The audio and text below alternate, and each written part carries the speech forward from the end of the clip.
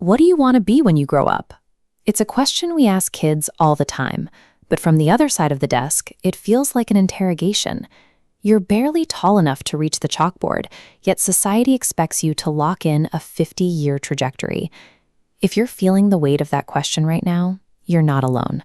I used to sit exactly where you are, sweating over the right answer. But looking back, I can tell you that the stress is entirely unnecessary. The problem with asking a child to pick a career is that it demands a commitment to a specific action before they've even begun to figure out their underlying identity.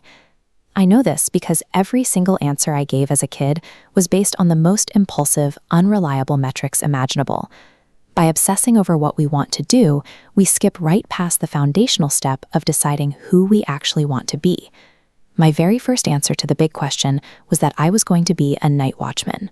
I had zero interest in security protocols or protecting property.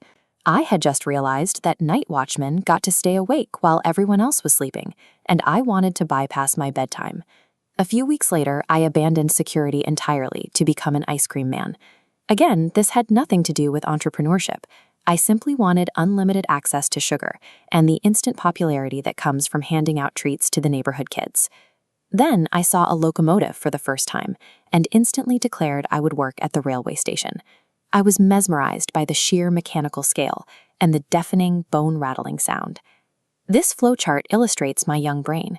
I was taking sensory impulses, a craving for sugar, loud noises, avoiding sleep, and routing them directly into career choices.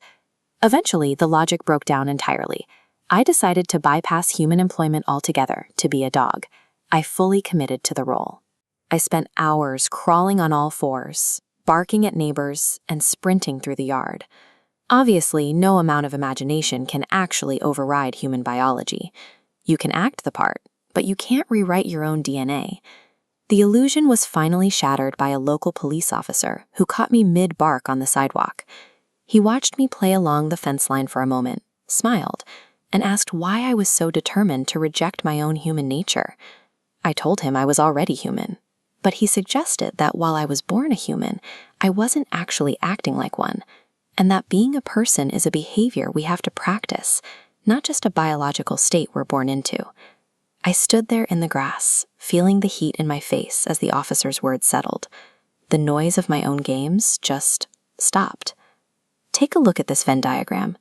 On one side, you have the biological fact of being human.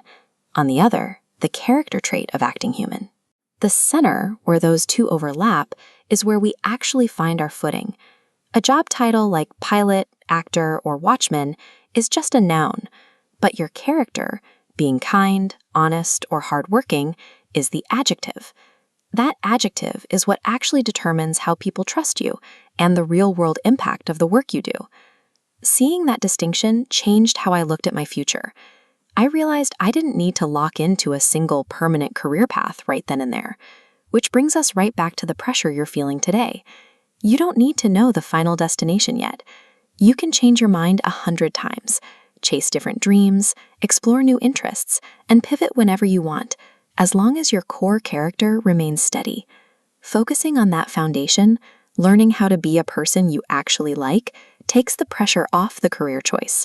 Once you get the person right, the job titles become much smaller, more manageable decisions.